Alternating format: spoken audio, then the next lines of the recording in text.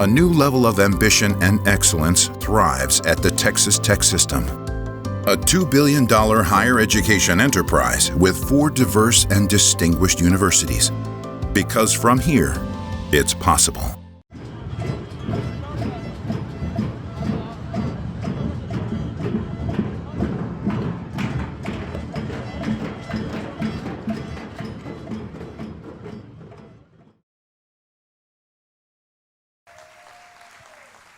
I'm Ross Ramsey. I'm the executive editor of the Texas Tribune, and I am not on this panel. So let me start that off that way.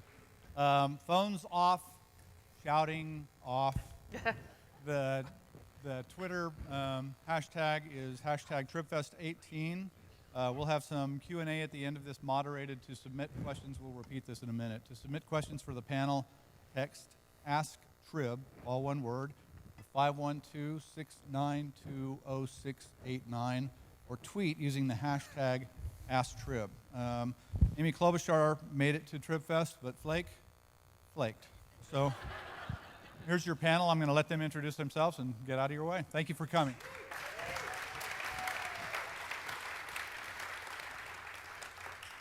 So thank you for coming out, you guys, even though we don't have the man of the hour. He's difficult to pin down in almost all circumstances, so including his geographic location at this moment. We are psyched to be here. We're going to try to do something that is a little unusual in the sense that Evan Smith, the grand poobah of Texas Tribune, wanted this to be like a combination of a spleen-venting, primal scream therapy, ask me anything mashup. So we're going to do a lot of Q&A. As Ross said, that the way to do this, again, just remember for submitting questions to the panel, text AskTrib, all one word, to 512-692-0689, 512-692-0689, or tweet using the hashtag AskTrib, hashtag ASKTRIB. Steve Schmidt, you know. I'm hopeful you're going to know everybody up here because they're all brilliant and famous. Steve, though, the only man in America bolder than me, so that's a huge thing. Mark McKinnon, we don't know if he's bald or not. Yeah, there. Okay. We still don't know if he's bald or not. That could be a toupee.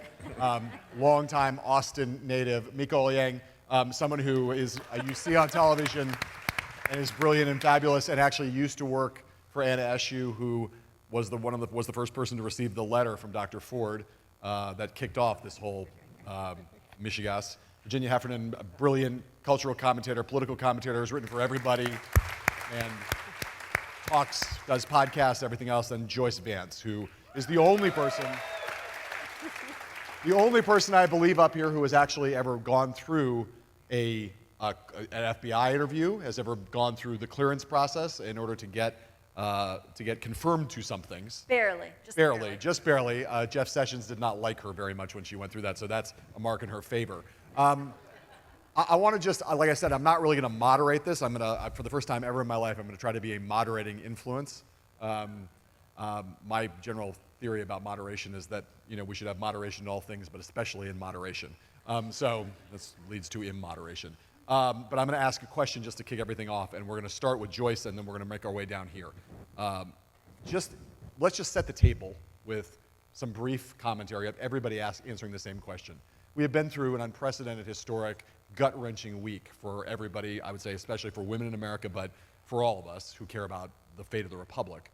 And now we're about to head into a totally unprecedented terra incognita. We've never seen anything like this with a Supreme Court nomination, where we're going to have a week time limit. We don't know exactly what's going to happen, what the FBI process is going to be like, what we're going to learn about it. There's a lot of questions. But at this hour, at this moment, where do you see us sitting, and where are we going from here? Well, we're obviously sitting in a state of confusion, and we're heading out into a process that's poorly designed, and I expect at the end of this week, instead of agreement, we'll likely have a lot of rancor and a lot of disagreement. So much of this week turns on what the mission the FBI has been assigned is. And no one seems to know exactly what that is. The FBI has been asked to reopen Judge Kavanaugh's background investigation. It's not unusual for a BI to be reopened. And typically when that happens, there'll be an employee inside of the Justice Department in the Office of Legal Policy, and that person will send over a request to the FBI saying, the White House wants you to look at X issue. It'll be relatively generic. It won't be a micromanaged piece with the FBI. They'll just be asked to take a look. We don't know what the FBI has been asked to look at in this case, but one thing that seems clear to me is we heard Senator Flake say that this would be a limited investigation reopened, both in terms of time and subject matter. Limited to credible allegations was something else that we heard. And at the end of this week, Democrats will be asked to make their vote yes or no for Judge Kavanaugh based in large part on the results of this FBI background. So it will have to be broad enough to satisfy any concerns they might have. But my fear is that at this point, as the Senate held its meeting and we heard in the colloquies, there probably is no agreement on where this goes. I had the chance to ask Senator Whitehouse yesterday what the standard senators would use for making that decision was. It's not a criminal trial. It's not guilt beyond a reasonable doubt. Some people have said it's like a job interview. And what Senator Whitehouse said was, well, you know, it's really just up to every senator to make their own decision. So that's where we'll be 6 days from now. Could I ask just one quick question? Yeah, sure. What if at the end of this week, that we've been given a week time, and what if the FBI comes back and says, we have some real leads here and we don't feel like we've really followed them up completely? At that point, could they go back to the White House or wherever and say, we need another week?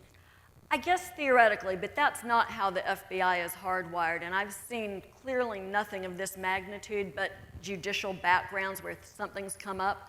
And the White House will tell the agency, you've got 3 days to do this.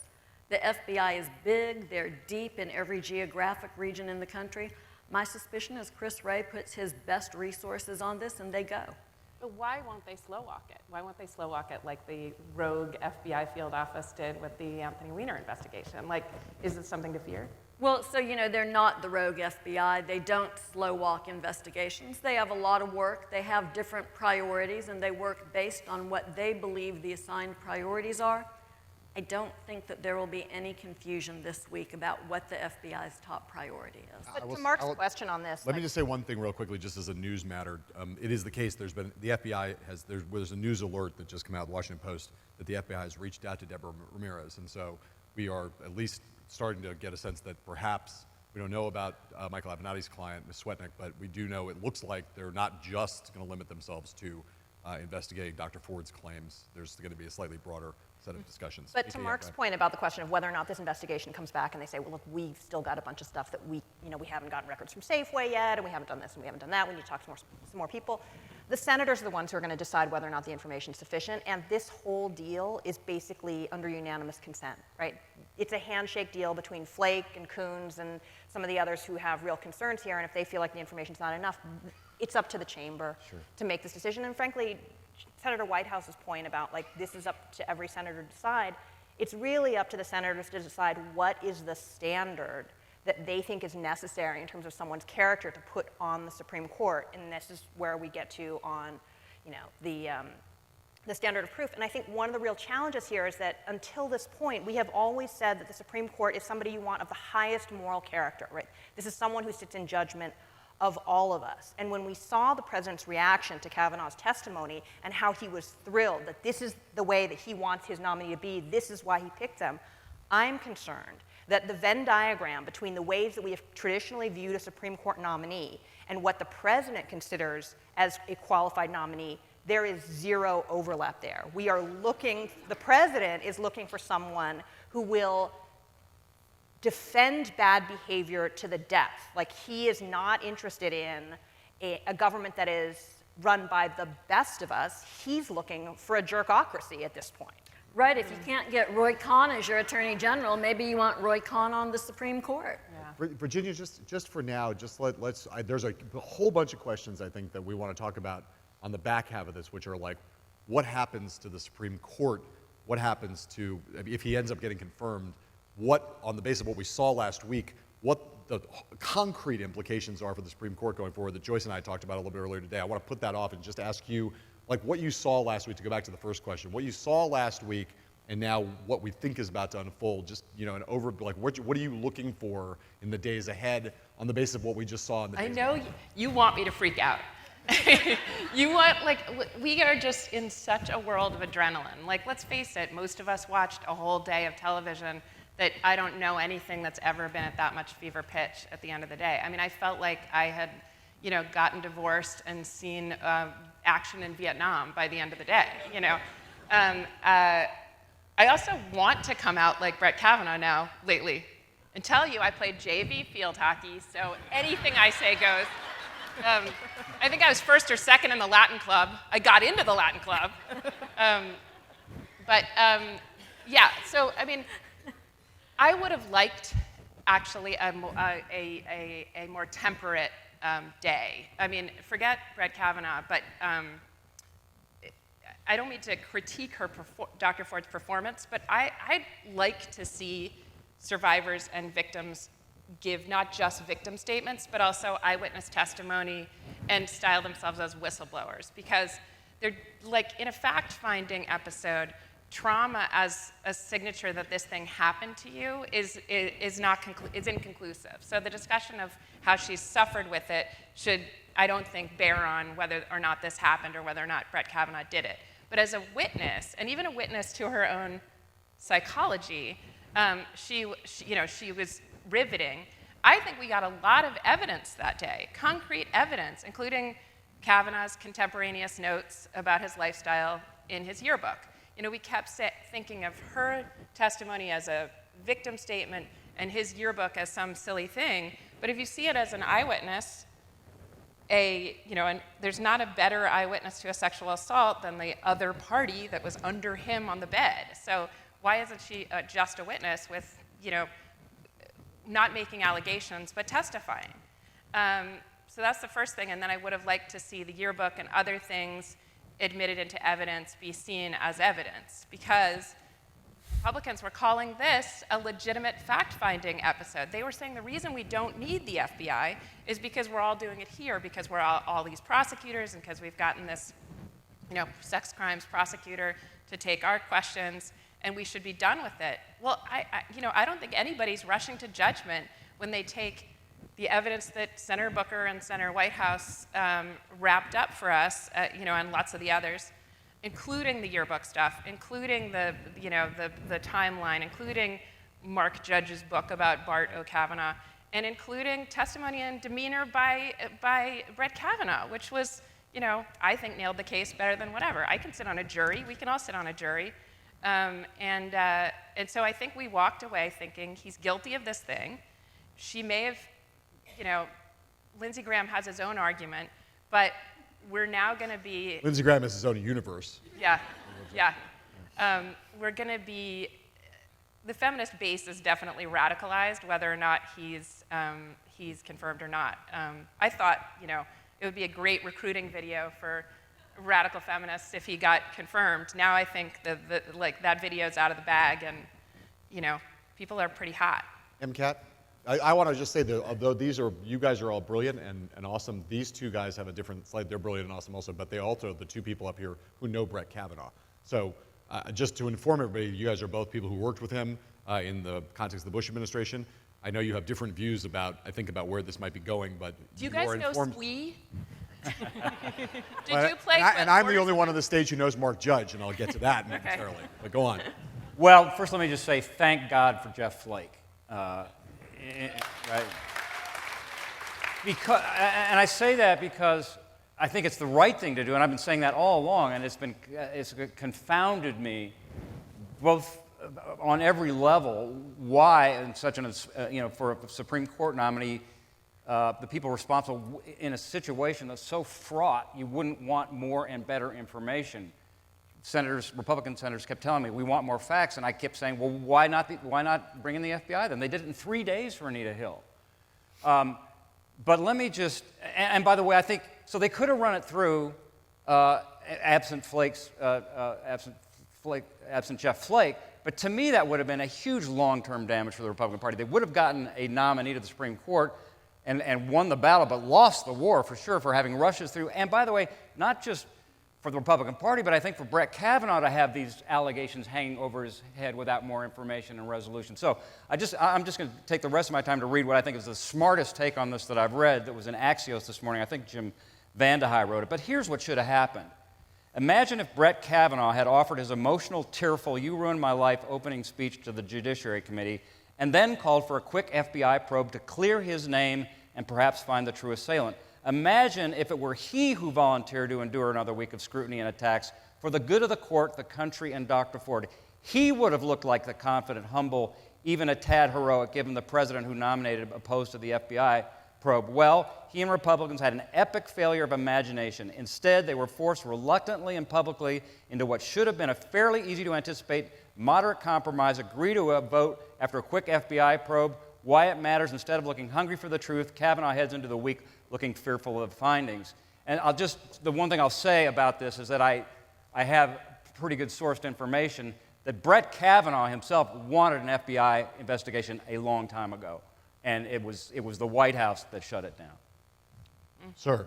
Well, I guess that nobody sits and talks about what's good for the country here, right? Forget about Brett Kavanaugh. What's good for the country? What's good for our institutions? And how is the health of our institutions in America right now? I don't think they're very healthy. We see a regression of democracy all around the world. We see the president constantly assailing the Department of Justice, the rule of law, objective truth. And so Supreme Court justice, I mean, there's a reason that the British royal family, that these people all live to be about 107 years old, because they don't kill themselves working every day, right? And so you're up there in a lifetime appointment to the Supreme Court, right? This guy's 53 years old. He could literally be up there till he's 93 years old. Right? He'd be up there to 2058, right? And for the entire time he's up there, half the country will view him as illegitimate and will thus view the court as illegitimate.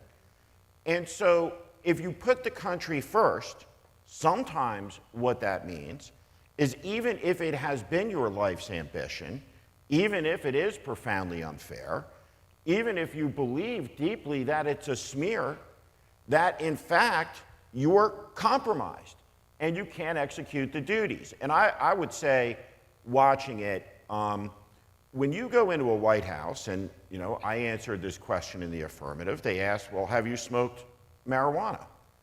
And so they're not looking to disqualify you because you smoke pot. They're looking to see if you're going to lie about it. If you don't black out drunk in high school, I have no idea how you're prepared for college. on the one hand, but there's so many small and obvious lies, right, that were told that were meaningless, and were unimportant, and I don't understand that for sure. But lastly, when you have a Supreme Court nominee, and I ran the Roberts and the Alito confirmations in the Bush White House, but when you sit up there and you allege conspiracies by the Clintons, you attack the left, you attack the Democratic Party, how on earth can there be any expectation that you're able to sit there, follow the rule of law, without passion, without anger, without venom, without looking for payback? And he looked to me like a guy who's looking for payback. Mm-hmm. And if you are looking for payback, I can't think of a worse job for you to have than being a justice on the United States Supreme Court for a lifetime. And so when we talk about judicial temperament, that matters.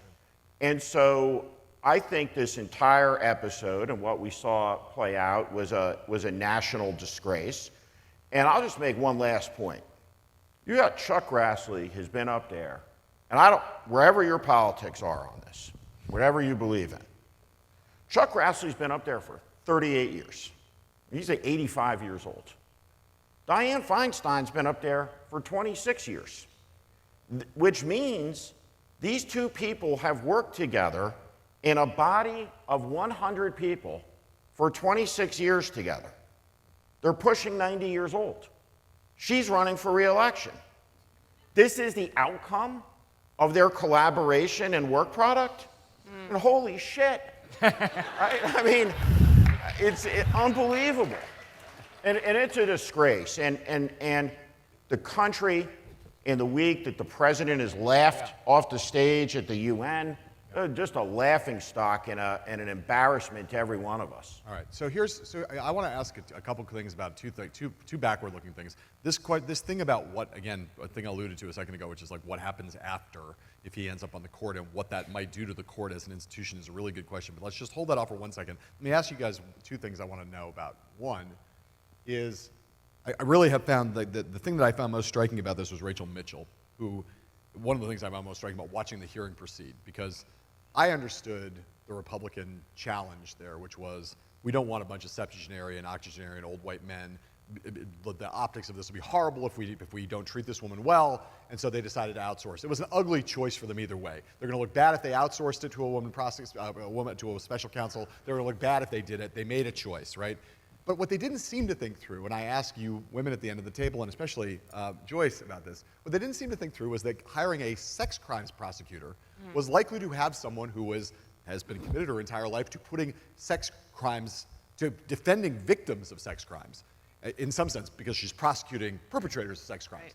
By the end of her performance, I was looking at her going, this woman believes Dr. Ford. She's not helping the Republicans. She's managing her clock time badly. She's ineffectual. She's essentially come in as a plant. She's throwing this fight.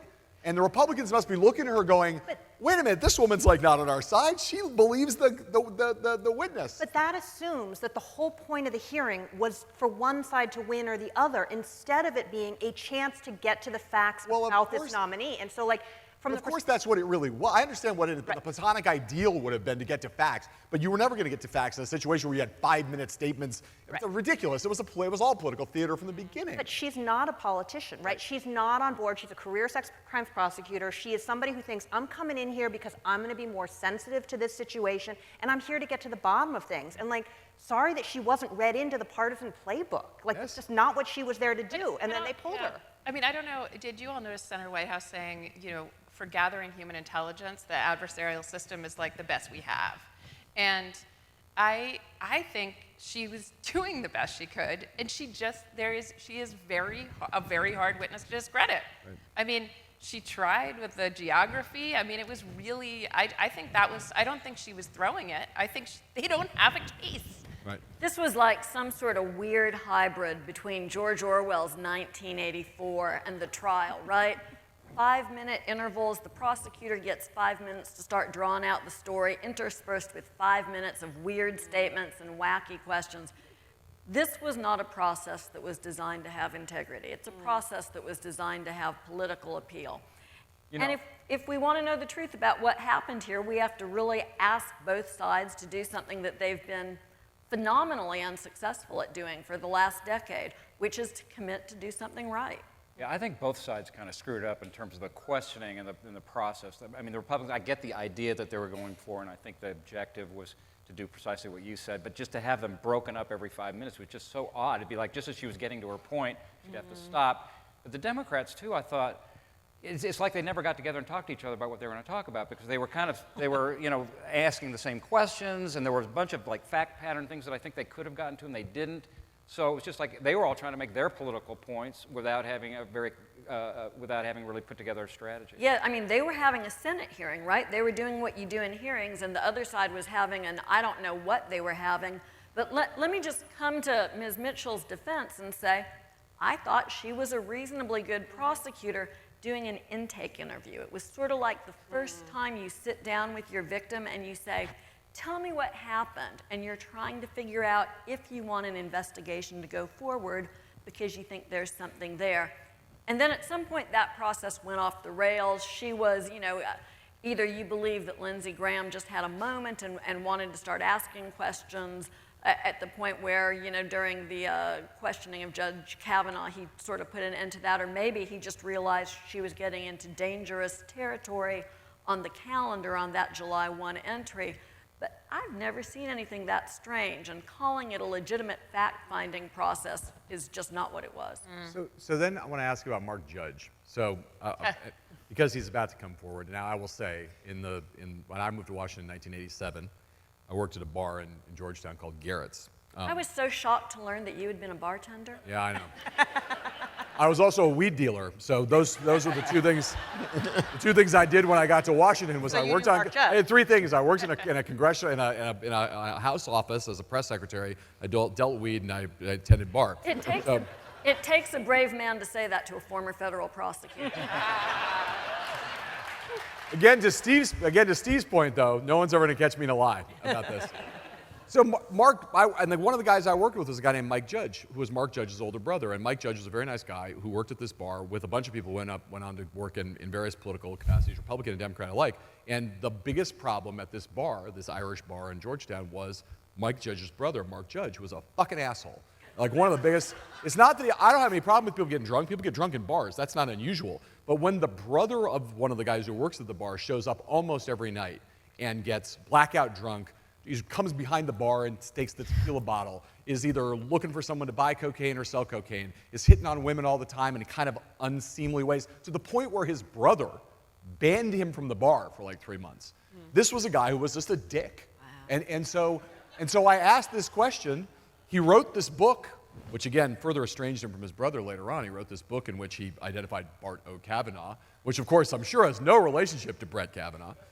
What do we, to me, one of the biggest questions now, having just said that is a guy who I knew in a very vague, tenuous way, but to me, one of the biggest questions throughout this whole thing has been if Brett Kavanaugh is indignantly convinced of his innocence, one, why isn't he calling for an FBI investigation? And two, why is he not saying, I would love to have my great old friend, Mark Judge, come forward and testify.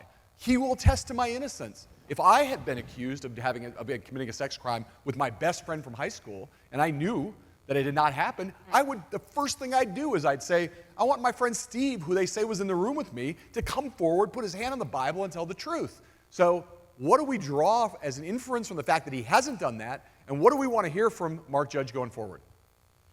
Well, first of all, given what you just said, would you put him on the stand? I wouldn't. I can see why they didn't want him to testify publicly, but I think Kavanaugh's probably very happy that the FBI is talking to him. So I want to say a couple words in defense of Mark Judge, who I've never met or partied with, no kegs in our background. But he seems to me, even in your story about his brother, the sin eater here. You guys know that term, like in Scotland, there's one figure in the town who's supposed to consume a meal when someone dies, eat all his sins. And Mark Judge, we keep sort of he's the guy is a full-on alcoholic, not like Brett Kavanaugh, who stayed on this side of the nice guy thing, but still drinks. But this guy, we keep hearing he's an alcoholic. Well, he's a sober alcoholic, who wrote about this as in the past. Yes. I don't know what he's like now. And then also he had leukemia, so somehow he's just gone. You can't even talk to him. He's 53 years old. I don't think that it doesn't sound quite like he's a blithering idiot. It sounds like he's a far-right guy who is no longer drinking, unlike some of the rest of these guys. The other thing is, I found it interesting just from a stagecraft point of view that Dr. Ford describes eye contact she made with Mark Judge, who seemed to be looking on a little nervously in whatever was going on in that room. And then, for whatever reason, maybe he wanted to get his hands on Brett Kavanaugh, who knows, he jumps on the bed and she's able to get away. So I don't know, I think, and also his elusiveness suggests he has something to tell us about the story, and he's clear-headed, unlike Brett Kavanaugh, who, I don't know if you guys caught this, but he likes beer. But I would say Kavanaugh's entire defense here is predicated on the idea, I'm a nice guy, I would never do this, I'm an upstanding citizen, I coach girls basketball, all my female clerks like me, and I know many people who are friends with him, Steve's friends with him, it's very difficult for a lot of people, I think, to square the man that they have known this whole time with the man who showed up at the hearing. Because I believe people who say, the man that I knew would never have done this. But I 100% believe that the guy who showed up at the hearing could have done this. Because a guy who pressures an alcoholic, daughter of an alcoholic, on her own drinking in response to a question. If you had walked into a job interview and the employer asked you, hey, we have some concerns, have you ever had a drinking problem? And your response was, do you? Like, you would not get that job. That's crazy. Yep. Yeah. No, he convicted himself much more than I think even Dr. Ford did. I mean, I really was ready to hear him extenuate, ready to hear him, let's say I'm ready for an FBI investigation. And, he said, I mean, by the end, we're allowed to just give first blush responses as humans. I was like, I think he did it all, Right. He did something really interesting when he was talking about Judge, though. He threw his own guy under the bus. Yep. He was quick to say he's an alcoholic, and I heard him also say he's an addict. I don't know if anybody else caught that, but I heard that very clearly.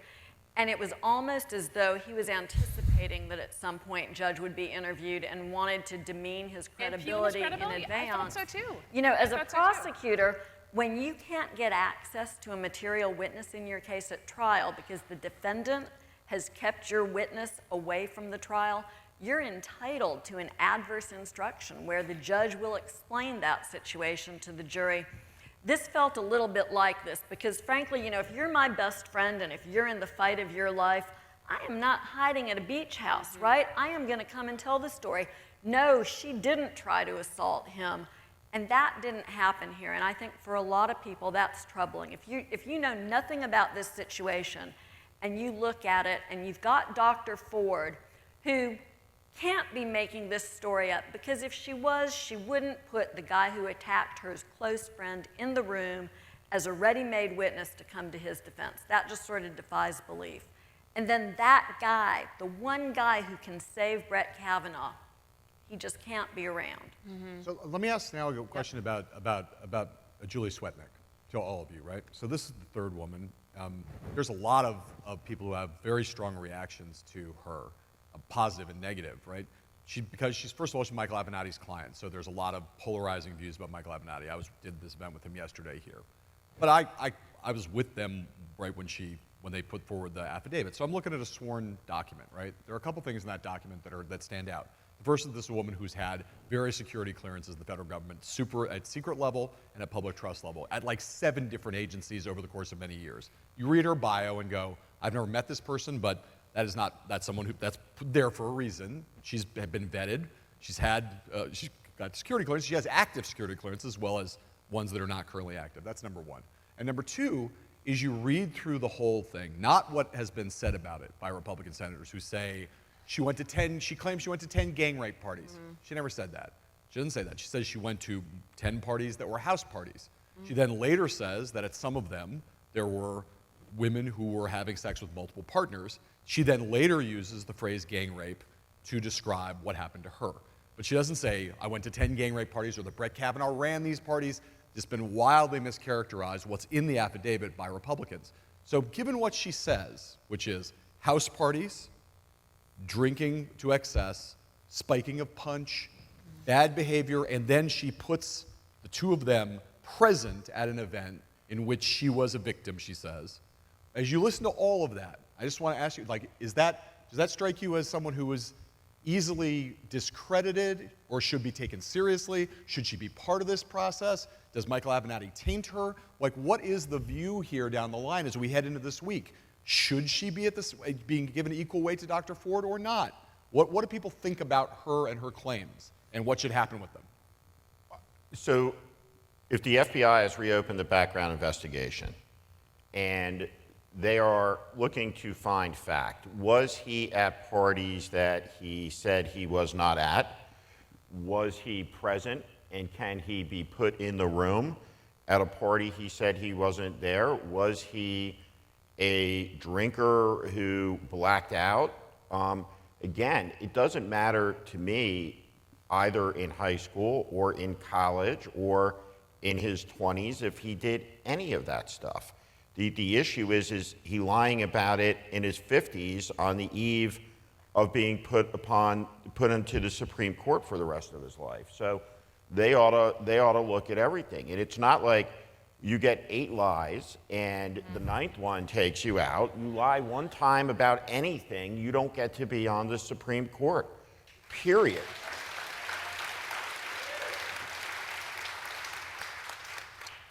Well, this is exactly why we need the FBI investigation, and I hope that they are talking to her, because you can understand from Brett Kavanaugh's point of view, Republicans' point of view, the day before the hearing, really? The day before, with really serious allegations. So I think there's an understandable reaction, and like I said, I don't know the facts, and I don't know what all the questions are, but that's exactly why you need an FBI investigation to clear this up. And in fairness, I think that, and I think this has been articulated by the Democrats on the committee, to say, okay, another week, full vetting of everything we've heard, but like nobody else showing up now. Okay, this is it. I just want to say something about the delay, though, because I think this is a thing that the Democrats have come under some criticism for. And look, I work for Anna, and let me just give you guys a little explanation of how constituent intake happens in a congressional office. Especially at this time, you're getting thousands of letters every day. Anna was one of those members of Congress who really cared about trying to answer every single constituent letter. But we had to run a backlog because there's just more than a staff of like 10 people, and it's not even all of them, can answer at any one time. So it takes a while to get through to the letters. So people are like, oh, she delayed a week. Like, from my perspective, a week backlog when you're getting that many messages a day is actually a really good turnaround time for what you're talking about here. The other thing is that when we're talking about Avenatti's client, right, for a lot of women, and you saw this in many other cases, it isn't until the first woman is willing to come forward and say, it was me. And then other people who wouldn't have come forward anyway say, I'm not alone. Mm-hmm. Other people have this experience, and he's getting away with it, and he's getting away with it with other women. I have to come forward so that he can't do this, whoever the he is, to other people, right? So Dr. Ford broke the dam and put it out there. And so then other women who had experiences, who've been sitting on it and who've had problems, were like, I can come forward too. Otherwise, you're sitting there thinking, I'm the only one, and why am I gonna stick my neck out? And from that perspective, Dr. Ford is a hero, because it takes a lot to come forward and be the first one. I mean, Me Too has brought out so many players, and one of them is Michael Avenatti, and another is Ronan Farrow, the essentially advocate for Deborah Ramirez. Jodi Kantor, won the Pulitzer for almost a year ago with the Harvey Weinstein story, along with Ronan Farrow. She was in the room during the hearing. And, at some point I was like, who needs the FBI? Jodi is in the room, the media's been doing some of the investigations here. Michael Avenatti's been doing some of the advocacy here. And so far, I mean, he's a showman, but so far he's been right on Stormy Daniels and on the Essential Consulting and Michael Cohen. And that's like pretty bruising stuff for the president. And then you have Dr. Ford coming through like much more formal channels. And those are like three different approaches. I mean, of course I think Swetnick should be. I mean, also to discredit her on the strength of her lawyer, who incidentally is winning, like whether he's too good looking or not. Right. And he's very clear about he's the answer to Giuliani. Like he's part of the Scaramucci Giuliani Italian opera star in the thing. But Don Jr.'s lawyer is Alan Futerfas, who represented the mob. It's not a confession that he's, a mobster. He is, but that he hired Alan Futerfas. You can't go on. You can't discredit someone based on their lawyer. And she got into Yale, right? So. Joyce, what do you think about the Swetnick thing? What would you do with that? So I'll just pull back out and make this sort of boring process point, which is that among the reasons that we have background investigations for federal employees and appointees is to make sure that they can't be blackmailed down the road into making decisions that are against the public interest. It's important to run all of these different allegations out, both because if they're not true, Judge Kavanaugh is entitled to exoneration. And if they are true, we need to understand what we're getting into before the Senate hires him on our behalf to be a Supreme Court justice, because God help us if we've got somebody on that court who can be blackmailed into ruling or if there's a public perception that he can be because he wasn't properly investigated. So whether you like Avenatti or not, the Swetnick claims need to be investigated. The problem will be if someone else comes forward this week. And I would probably take that bet right now that someone else will come forward this week. I take that bet too. What do you do? I take that bet too. So we're gonna have about 5 more minutes before you go to Q&A, and I want to come back to the thing we promised to come back to, which Steve raised and has been raised in a variety of ways. So let's just say that Brett Kavanaugh eventually ends up at the Supreme Court after all this, through whatever process, through whatever nightmare, through whatever scenario. We still have the performance that we saw, the highly partisan warrior performance that we saw, invoking the Clinton conspiracy, as you pointed out, the sense of anger towards the Democratic Party and the conspiracy he alleges and the interest groups, right? So he's now on the United States Supreme Court. And there are 2 big questions in my mind that I'd like to hear everybody. I'm just going to throw this open. Number one, and I know Joyce has some very specific ideas about this, but I want to hear everybody.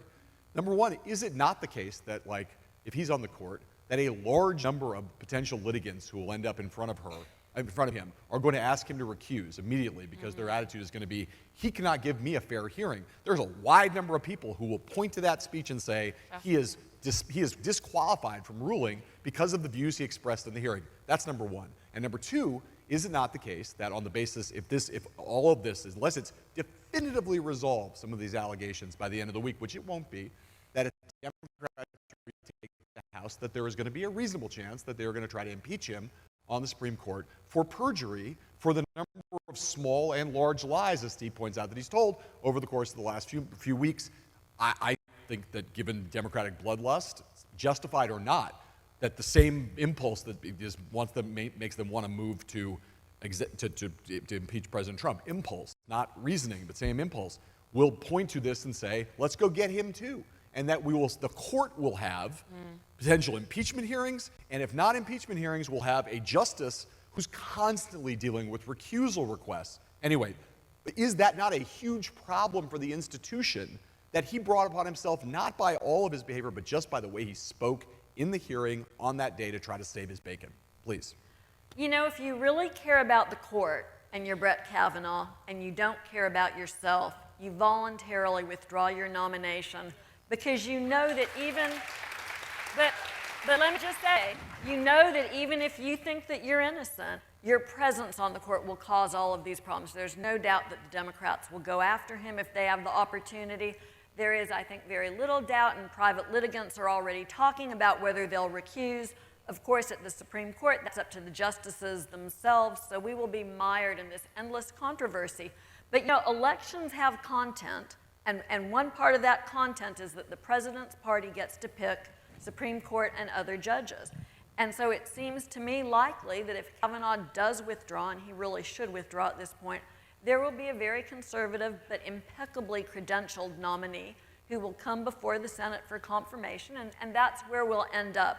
And I think we do have to, at some level, be willing to say, okay, that's the political consequence of our system. But what we don't have to do is have a justice who's not qualified, who lacks the temperament, who lacks the integrity. We're entitled to better than that. And I would say, like, after all that we've put the nation through with this nomination and how triggering it's been for women across the country, a friend of mine who's in the White House wrote to me and said, isn't this like Christmas for you? And, like, I take no pleasure in this. You know, it's like, this is not about, Lindsey Graham's like, we don't want you to win, right? Like, that's not what this is about. Like, I can count votes. There's going to be this kind of justice on the court regardless. And so then you have to ask yourself, why this guy? And then, I mean, to tease the next panel, Virginia and I are doing a little bit, right? It is about his views on executive power and the ways that he might rule if questions about the Mueller investigation come before him, because he is a guy who says, look, the president can't be indicted, and has changed his view about that depending on whether or not his team is in control or not. And so he is very much a loyal partisan guy, and this is about his views about protecting the president as opposed to Roe or any of those other things, because you could just move on. They've already bought the domain names of all these other federal judges that they could be putting up, and they are not going to one of them. All right, let's go to Q&A. I know you guys probably have things to say, but I do want to give 15 minutes to the audience. We've had a lot of questions coming in. There's probably still time to get to Ask Trib, one word, to 512-692-0689, as I said before, or tweeting using the hashtag AskTrib. Darla Hello. is going to read questions that have already come in, so please. Great. I'm Darla Cameron from the Texas Tribune. One attendee asks, do you have any reason, short of rational cynicism, to assess that Flake promised a yes vote to McConnell in order to get a reopened investigation? A yes floor vote, that is. I don't know. Look, I think that I know Jeff Flake. I like Jeff Flake. I think that you could see like real pain on his face. I think that he is genuinely trying to get to the bottom of what happened. I think he's discomforted by it.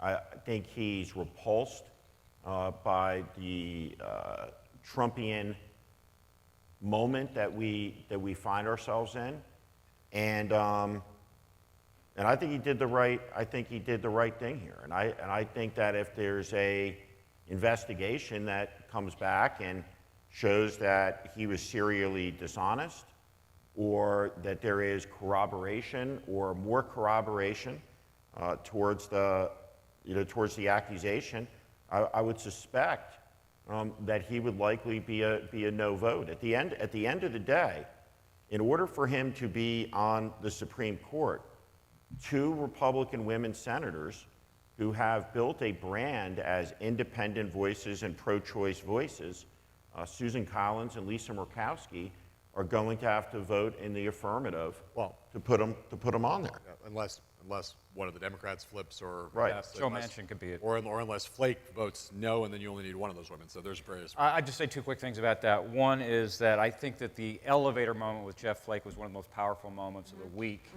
and it seems to me that had an impact on him and maybe led to the action that he took. But I also, given what Steve says, knowing him maybe not as well as Steve does, but I just can't imagine that there'd be a quid pro quo.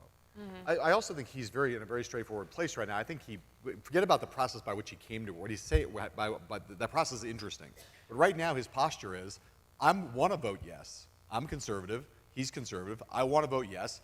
And if nothing emerges over the next week, I'm going to vote yes. And doesn't require a quid pro quo. That's just where he's at. But if something comes out over the course of these investigations, he's prepared to vote no. I don't think you need to be overly cynical to think that Jeff Flake is not a liberal.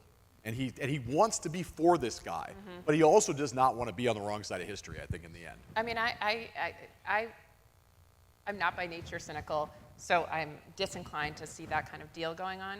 But I also, in the case of Jeff Flake, I thought there was like a lot of interesting rhetoric in the room, and you all probably remember on Thursday Friday, he came through with his, I need an investigation, starting with there will always be doubt. And that goes to your point, that I think he's worried about the prestige of the court. Like, there will always be doubt about this guy unless we settle it with an FBI investigation. And that seemed to me really, truly patriotic and invested in the institution of the Supreme Court. I tend to think he's on the level. Darla. Great. Ashley Nicole Hicks asks, clearly there is scrutiny of the partisanship divide and the impact on the Kavanaugh confirmation hearings. In the event that Kavanaugh is confirmed, or is not confirmed, how would the next Supreme Court Justice nominee confirmation be different? Well, let me just say something about that, because I was going to say this a minute ago, which is that you said that they'd put up somebody eminently qualified. Well, I think that I think, and not just think, but I have some pretty direct information that if Kavanaugh goes down, they're going to double down, and they're going to put through the most ideological candidate they can find. And I forget her name, but there's one on the list. Amy Barrett. Coney Barrett. Yeah. But I think, the terror around Barrett is obviously like, she's a Catholic cultist and whatever. But I think if those of us who are more worried about the alignment with Trump over the Mueller investigation, executive powers, I'm less afraid of her. And I don't think all the resources of George Soros and the Clinton Foundation in the world is going to turn up a lot of sexual assault in Judge Barrett. I could be wrong. Let me just, the reality is if the Democratic Party takes control of the Senate, then this seat will be held open. There will be no confirmation. And so there's not enough time left on the calendar to do a Supreme Court confirmation in a lame duck session. What? Why So not? this will Is that right? Why not? You don't think so? be investigated. No. Someone I else. just from the experience of doing two. I mean, the number one thing that if you're running a Supreme Court confirmation that you wake up in the morning is it's got to stay on track. It's got to stay on schedule. It's got to stay on time. You know, the other side is trying to rob a train, so to speak, and in order to get on the train, they have to derail it. And so being able to kill one of these, the first thing you have to do is to derail the train. And this train got derailed.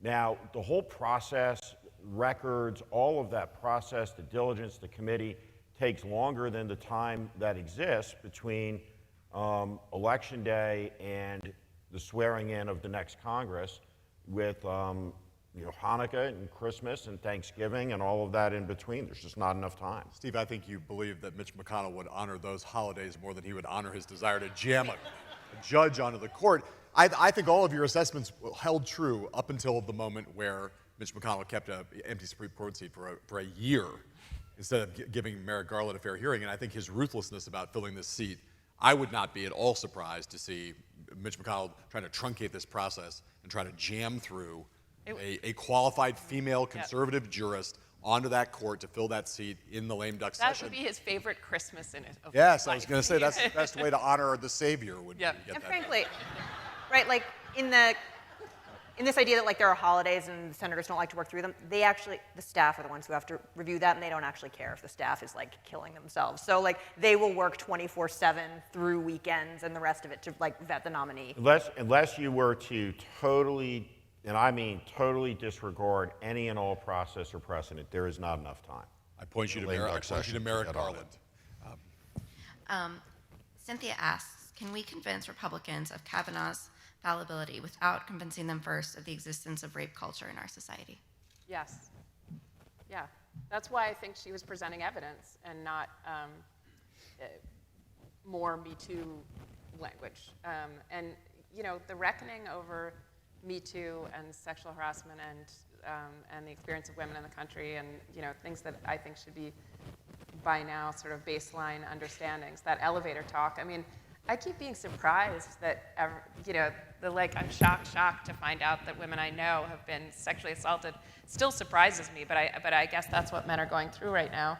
But I don't think that I think we've all said we saw lying, we saw equivocation, we saw stalling, we saw the blocking of the FBI investigation from him, and we saw just conduct unbecoming that should disqualify him from the court, whatever he did in high school. So there's also like actual evidence, right? He turned over his calendars. She had never seen them before. You look at that July 1st entry, right, where they're going to Timmy's for skis, and it is amazing that she could name the people who would, that in her testimony, she would have named the people who were there, not having seen, and just like randomly guess that the people who were on his calendar on that Thursday in July were the people who were there at that party. I feel like it's a very simple thing for the FBI to go back, interview everyone who was at that party. Does her description of the evening make sense? Right? Get Mark Judge's records from the Safeway. Like, these are not questions about rape culture, which is a separate conversation we should be having, but like evidence and fact that you can figure out, and the FBI will be doing that. Someone asks, will the full Judiciary Committee see the entire unredacted FBI report when it is completed? So this is an interesting issue. There are two memoranda of understanding that govern this process. One is between the White House and the Department of Justice. One is between the Judiciary Committee and the Department of Justice. They are not public. I have seen no request to make them public. But they essentially set up a process where the background is done, and then it goes to a part of the Justice Department called the Office of Legal Policy, and OLP sends it over to the White House. Usually before they send it up to the White House, they'll take those sort of little sticky notes, you know, and they'll flag anything that's really interesting before they send it over to the White House counsel, who looks at it, and then the White House counsel sends it back, and only then does it go up on the Hill. And that's because under the MOUs, there's only one hard copy that's generated of the BI, of the background information. And so there's this really interesting prospect here where if they stick to the letter of this procedure, which has been around forever, you'll have this process where the BI, the reopen, when it's completed, goes to the White House, and then it goes to the majority, and only then will it go to Senator Feinstein, because there's only one copy. It would be smart for the Democrats right now to request that that procedure be changed and that 2 hard copies of the BI be generated and that it go to them simultaneously. And what they'll see will be in large part the FBI 302s. These are FBI reports of interviews. They're not transcripts. It's the agent writing down the most salient features of their conversation. And although we heard a lot of Republican senators, and I think even Judge Kavanaugh himself, say that these sorts of background investigations aren't dispositive, and that's true. The FBI won't say, we believe Dr. Ford or we believe Judge Kavanaugh. The information will be rich, it will be substantive, it will be the kind of information as a prosecutor I would rely on to make charging decisions. It will be information that senators can use to make decisions here, but it will be critical that the process be managed so that the minority party sees not only the full background investigation, but they see it on the same timeline that Senator Grassley's office gets it. Man, I wish you were in charge of this shit. I know. I was going to say. Right? Joyce, man, I think I'm not kidding. I think that the American people would feel a lot more confident if there were a special master with your kind of background and expertise, and someone who was politically neutral, just to stand up and say, I'm now above everybody, I'm running this process. Like if you were going to guarantee the integrity of the process, it would be partly to get out of these questions of, was the White House going to try to undercut it? Is there going to be stuff withheld? Mm-hmm. If I was God designing this process, I would find someone just like you to be in charge of presiding over all the process so that everyone felt like they were getting a fair deal and had full transparency, who was a stakeholder in the process and ultimately representatives for all of us as stakeholders in the ultimate process. Vance and Rocha. I'm just like, you guys need that firm to work But you know, if you sit around in DOJ for enough years, and I did, I had more than 25 years in when I left, you know all these weird arcane procedural details, and it really does go to prove, I was a political appointee. I was a Democratic appointee for the last 8 years I was at DOJ. But the good folks at DOJ don't view themselves as being political. They just think that they're there to do their jobs. All right, we have 3 more minutes. Todd, let's get one more question at least. Great. Does the politics of the ongoing fallout in the confirmation vote and investigation help Republicans or Democrats in the midterm elections? Oh, I think unquestionably the Democrats. I mean, I think they were pretty animated already, and I think that, as I said before, had that vote gone through, it couldn't have been worse for Democrats. It might have been good to get somebody on the Supreme Court, but the couldn't have been worse for Republicans. I'm sorry, worse for Republicans. That would have been the worst possible outcome for the midterms to have that go through. So I think the fact that it's been delayed is somewhat helpful because that was the worst possible scenario, that we didn't have this FBI investigation that it felt. What do you think about this? I want to hear from you on that. Yeah, I think it'll be. I think it'll immeasurably help Democrats, not just in this election, but for all the rest of the elections in my lifetime. And you know, the problem demographically with old white guys is that there's less of them every day. And so, some people don't see that as a problem. And but so, okay. right, if you look at a political party that's alienated from women, every minority in the country, anyone who's a first-generation immigrant, you know, on across the line, it's tough to be a majority party. And where I see all of this going is that, and I say this as someone who spent a lot of time in California politics, the National Republican Party is on its way to looking like the California Republican Party. As it shrinks, it will get crazier. As it gets crazier, it will become more irrelevant. And for the first time since the Republican Party was founded in 1854, and by 1858 is the majority party of the North and West, the two parties have been either the primary or secondary parties in the 50 states until a couple of months ago, where now the Republican Party in the state of California is smaller than decline to state registration. And on a generational basis, if you look at young women in high school and college, I don't really see the path to their affinity in this Trumpian Republican Party. And so there is an enormous consequence to all of this. The last thing I would say about Republicans is that, and to understand the Trump space, conspiracy and victimization is the lifeblood of Trumpism, right? It is the high-octane fuel. And so no doubt if he goes down, it will be at the hands of a dark and insidious conspiracy.